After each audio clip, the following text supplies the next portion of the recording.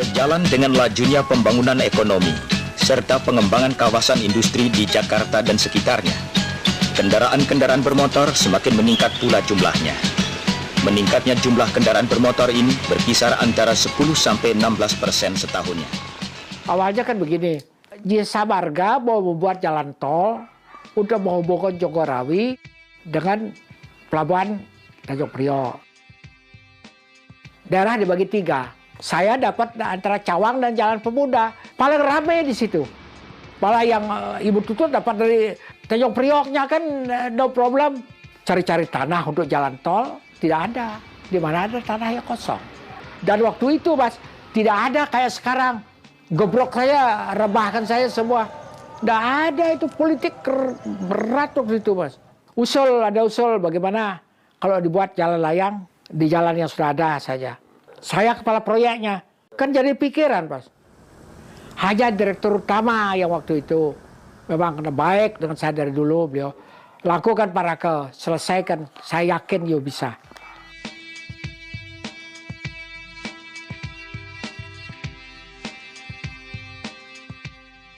Satu persatu ajukan, ini dulu ajukan, jadi kepala tiang itu digantung pakai steknya dengan tiang satu di tengah.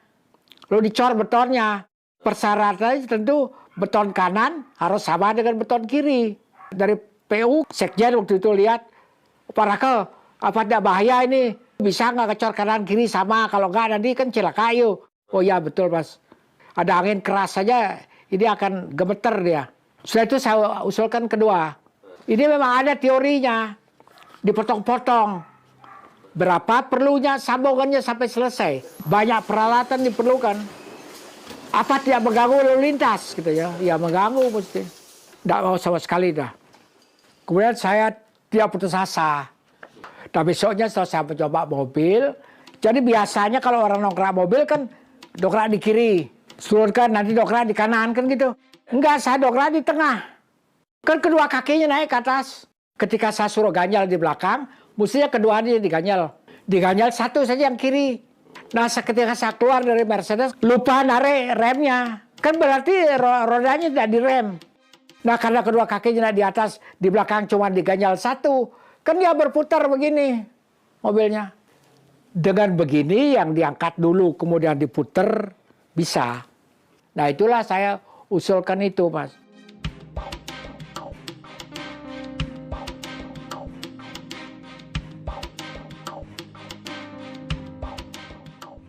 Saya kembali terus ke PO, yang kepala tiangnya diputar. Pertama buat tiangnya dulu. Baru dipakaikan bekesting dari pierheadnya, kepala tiangnya, yang sejajar dengan jalan. Setelah kuat, selesai, di stres segala, dibuka bekestingnya, baru diputar. Belum selesai ngomong, setuju. Belum pernah dibuat di dunia, setuju. Itu. Nah setelah keluar rapat itu, teman-teman pada ngemarahin saya. Kalau ini tidak berhasil, beberapa waktu Pak Rake belum menemukan, proyek kita menjadi tertahan akibat daripada ini. Gimana Pak Rake? Ya saya juga tidak tahu, saya tadi baru ngomong.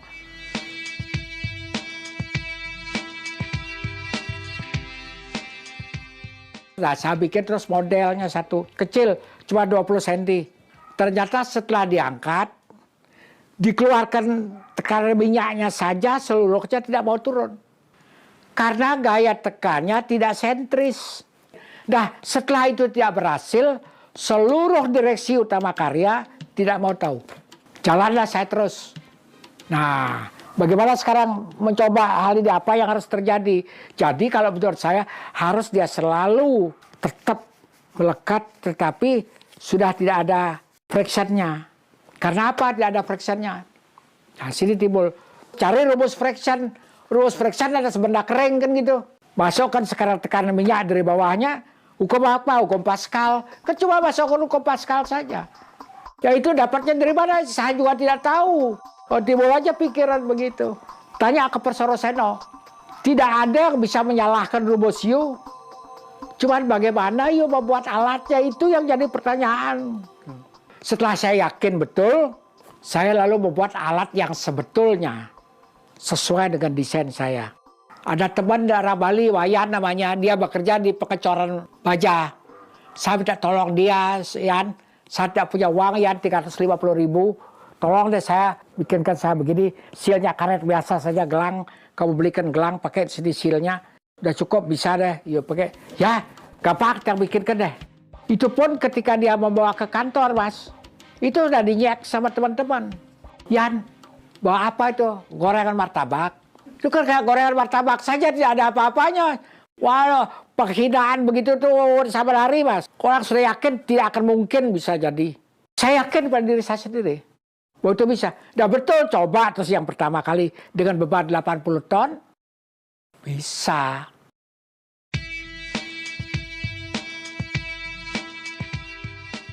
Kalau beratnya 5 ton, saya yakin yuk bisa. Itu beratnya 450 ton loh. Cara apa Pak Raka akan melakukan hal itu? Sampai begini dia ngomong, ada dari Inggris tuh. Kemudiannya saya undang dia. Inggris ngomong sama teman Indonesia juga. Your friend, he has too big mouth katanya. Mulutnya terlalu besar katanya. Kalau memang bisa dilakukan ini begini, sudah lama dilakukan oleh orang Eropa. Nggak bakal yuk bangsa begini yang bisa melakukan hal ini. Itu, wah saya merasa betul-betul orang ini ngenyek, betul-betul deh. Jadi yang saya rasa berat, Mas, bukan mendesain ini, tapi sosialnya. Pokoknya sinis lah, Pak. Sampai istri saya itu ya, Mas ya, Bu Raka, ngapain tuh Pak Raka itu? Sudah direktur utama kok ngurusin begini. Nanti kalau jatuh itu gimana kan habis namanya. Sasaran pelaksanaan pembangunan selama kurang lebih 3 tahun, alhamdulillah kami menyelesaikannya dalam waktu 776 hari. 1 hari sudah hampir tidak jadi itu, Mas. Karena Ibu Tutut sudah ragu-ragu. Betul-betul akan membantu saya. Betul-betul. Coba tanya siapa yang tidak akan membantu. Saya bilang, pabrik baja, oke kan. Pabrik semen, oke. Sekarang Ibu Tutut cuma cari dana untuk membayar ongkosnya saja. Saya gini kan dalam satu rapat. Saya pakai kata-katanya Bung Karno. A big nation have a big dream. Bangsa yang besar mempunyai cita-cita yang besar. If you can do it, then the dream come true.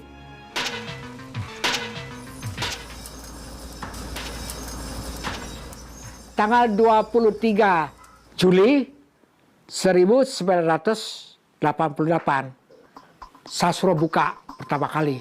Buka. Tanya sama anak buah, bagaimana? Sudah Pak, sudah dibuka pakai stick. Stabil nggak? Stabil Pak. Sekarang tinggal apa? Tinggal sekarang menyelesaikan pasirnya saja. Sore saya ke sana. Loh, kok belum juga? Ternyata oleh seorang insinyur di atas plat baja itu dikasih plastik. Ketika oleh anak buah ditiuplah plastiknya bersama dengan pasirnya ke dalam. Masuklah dia ke dalam. Sehingga platnya nggak bisa ditarik keluar. 3 hari Mas tidak bisa keluar.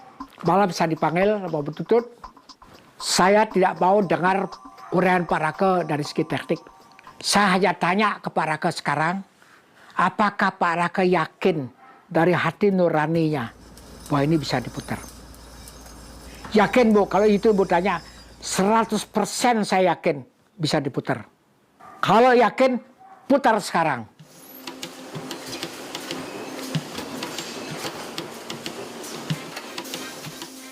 Sudah jam 10 malam. Tak menyiapkan sampai jam 10:30 sudah. Mulai akan putar, ya sebagai manusia biasa Mas. Walaupun dia yakin pada diri saya sendiri, tapi timbul keraguan-raguan. Bisa nggak? Kalau ini tidak bisa diputar, hanya ada 2 persoalan. Sebagai bangsa Indonesia, kita akan dihina oleh orang Barat, sudah betul-betul habis-habisan. Dan saya sebagai insinyur Indonesia betul-betul akan habis. Malu, tidak bisa dikatakan apa deh. Terus saya naik ke atas, saya sembahyang sebentar. Terus entah dari mana Pak, jangan lebih 78, itu suara Pak, saya dengar. Kan dia ragu terus. Gimana, ikutin suara itu, apa ikutin hitungan saya? Hitungan saya 110, tekanan minyaknya. Saya turun, kasih tahu anak buah, udah begini dah. Saya tetapkan sekarang baru tekaminya jangan lebih 78. Saya menghadap Menteri PU besok biasa dipecat sebagai direktur utama. Tapi sekarang putar jangan lebih 78. Mulai putar, saya tunggu di bawah. Ibu Tutut, Menteri Perindustrian, semua ada.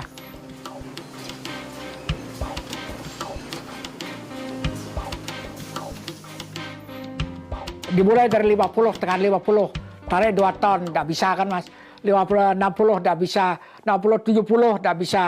Mulai dari 70, mulai pakai loudspeaker besar lalu. Sekarang akan dimulai pemutaran dari 70 menuju ke 78. 71 kan gitu kedengaran. Tidak bisa diputar. 72, 73. Saya sudah makin dekat. Ini deh nasib saya sekarang di sini deh. 77. Tarik tidak bisa. 78. Persis mah. 78. Wah teriak orang. Putar gitu. Berputar dia. Plat beton yang 6 mili di atas tadi. Lepas sendiri, turun sendiri. Lepas sendiri. Saya nangis. Nangis saya Pak. Bukan saya gembira. Wah berangkat gitu. Ibu Tutut datang saya. Pak Raka kenapa nangis? Pak Raka sudah berhasil ini. Kerjaannya kenapa nangis? Gitu. Saya ingat ayah Pak, Bu. Ayah saya persis saya bakar pada tanggal ini 2 tahun yang lalu Pak. Waktu itu ayah begini. Lihat ke saya tuh lihat. Ayah tidak bekali kamu apa-apa. Kamu selesaikan ayah seperti om-om kamu yang lain. Papa hanya atur semua ke kamu. Tapi ayah lunas. Hijau dia bertaruh pohon pada Tuhan. 2 tahun yang akan datang kamu akan lihat hasilnya. Persis 2 tahun mas. Ayah wafat. Wah, kemudian terus setelah diputarkan pasang baut. Itu waktu itu belum pakai pre-stressing mas. Pakai baut. Bayangan mas. Di bawah kan ada mur. Kok bisa persis 1 kali bautnya masuk. Plak masuk ke murnya mas. Ke 88 baut itu 1 kali plak masuk ke murnya. Coba kalau itu tidak bisa masuk kan kita jadi bingung. Sudah bisa selesai. Kemudian terus selesai. Terus kita turun bersama Ibu Tutut terus mulai melapor ke Pak Presiden. Perintah untuk membangun, mengelola, dan memelihara jalan layang tol Cawang Tanjung Priuk.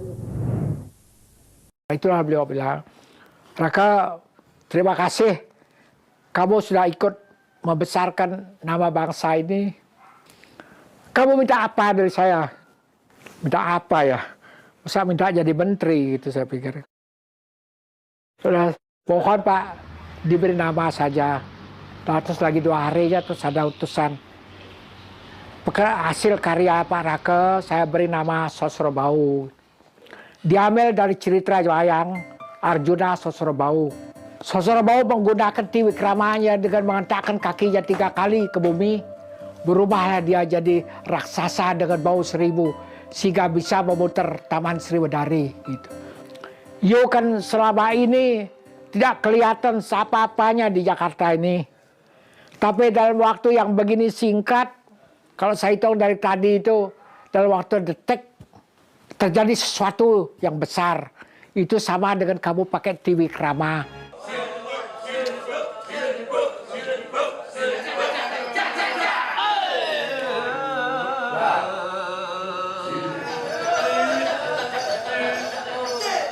Saya masa kecil kan ya di Ubud, Mas. Dalam usia kandungan 7 bulan, ibu saya mengeluarkan darah, Mas.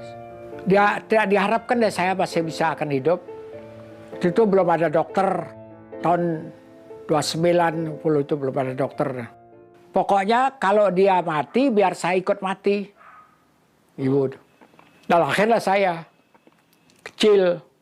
Nama saya dari dulu mula-mula dipanggil Alit saya. Karena kecil. Mulai sekolah, baru saya pakai nama Cokorde Rake gitu. Di HIS, saya kan sekolah Belanda dulu. Selesai di sana, lalu zaman Jepang, itu waktu kecilnya. Oh, cari sekolah kemana-mana, macam-macam mas. Ada di sini SMP Negara Indonesia Timur, 4 tahun. Dari SMP sini saya ambil SMA ke Malang. Dari Malang, sudah selesai di Malang, baru saya ke Bandung, Mas.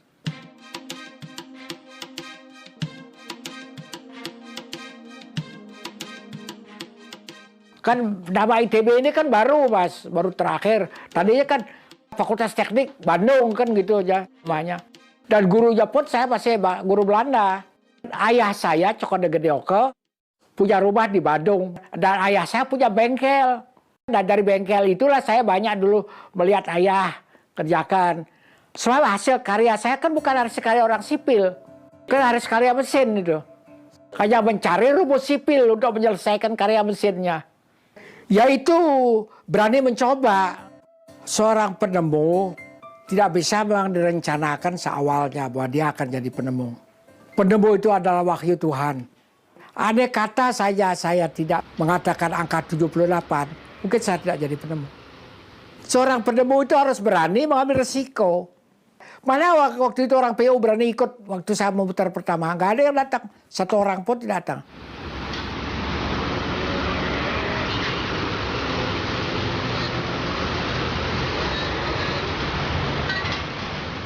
Setelah selesai pemutaran nomor 71 pertama kali itu, saya lalu mulai mengajukan patennya. Takut kalau orang lain barangkali tahu dia lebih dulu dia mengajukan patennya. Lalu saya dibantu oleh putranya Profesor Roseno. Sebelum mengajukan paten, saya juga harus syukur on myself. Yakin saya bahwa ini bisa dipatenkan. Lalu saya di bawah bantuannya dari LIPI, Bapak Profesor Samaun, mengajakkan hubungan pagi hari itu ke Bank Paten di New York. What is your hasil temuan you? Akhirnya jam 6 sore setelah dia selesai barangkali mau memeriksa daftar paten, your invention is legal to be patented. Jadi belum ada yang mematenkan begini sebelumnya gitu. Legal tuh. Nah terus baru saya mengajukan paten pertama. Terus saya ajukan ke Jepang sama ke Indonesia.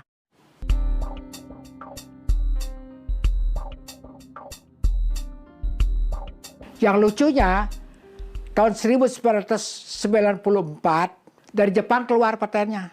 Setelah tahun 95 di Indonesia juga belum keluar. Kebetulan istri saya duduk sebagai sekretaris jenderal Dharma Wanita yang langsung beliau itu melayani Menteri Perindustrian. Istri saya tanya bawa dia ke sana, Ibu Menteri. Ini ya dari Jepang patennya Rako kok sudah keluar, Pak. Kok dari Indonesia kok belum, Bu? Wah, Ibu Menteri malah beliau yang marah-marah. Dipanggil dirjennya. Kenapa kok Pak Rako kok belum selesai-selesai? Jawabnya apa, Pak? Gak ada yang bisa periksa di sini. Lah kalau nggak bisa periksa, kenapa datang minta saya saja memberikan kuliah sebentar untuk you periksa, kan gitu. Keluar terus. Nah, di Jepang patennya tidak berbatas. Tidak ada waktunya. Di dalam paten Indonesia ada ketentuan. Undang-undangnya berlaku hanya 20 tahun. Saya juga heran, kenapa Pak Jepang saja tidak menentukan. Kapan saja orang pakai, you punya, dia masih harus bayar royalti. Tentang negosiasi royalti terserah ke you.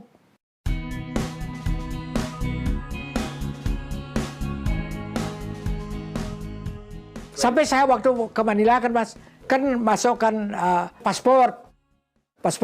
Kan saya sudah lama ke Manilanya tahun 95. Belum pernah ke sana lagi, Pak. Begitu saya masuk ya.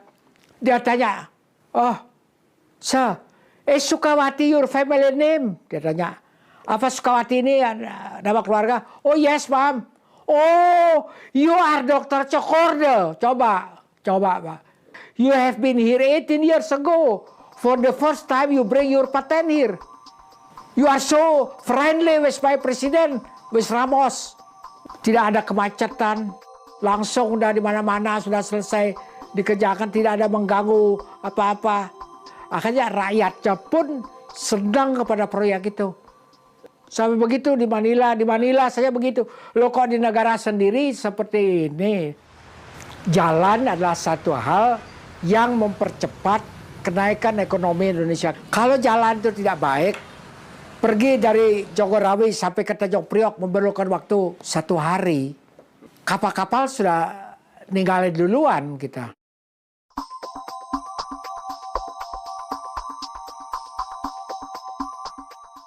Di Indonesia tidak pernah lagi dilakukan, Mas. Lalu saya pikir-pikir terus, kenapa orang kita tidak mau ya? Ya karena tidak ada beli tanah. Ya di sini saja kan mau bikin pakai itu mas. Yang di Simpang Siur. Sudah disetujui pemerintah pusat. Sudah keluar anggarannya. 350 miliar. Akhirnya pilih underpass. Ya anggarannya 900 miliar. Kenapa? Dari 900 miliar itu 500 miliar beli tanah. Ya kalau tidak ada tanah apa yang dibagi mas? Kalau beton kan pasti dihitung. Badan Pemeriksa Keuangan Negara langsung udah mau dibesarkan kemana betonnya. Kan tidak bisa. Tapi kalau tanah kan orang yang jual tanah itu maklar kok. Itu saya ngomong sama gubernur pernah. Kok dulu Bapak sudah setujui kok langsung lalu kemudian tidak setujui kenapa? Nggak ada sesuatu para ke orang lain yang menekan supaya saya tidak setujui. Ya terserah. Sampai sekarang sudah habis pemerintahan SBY, tidak pernah. Pemerintah Indonesia kapan saja siapa saja yang jadi presiden yang akan datang. Kalau hasil karyanya bangsa sendiri saja tidak dihargai, bagaimana dia mau minta penghargaan?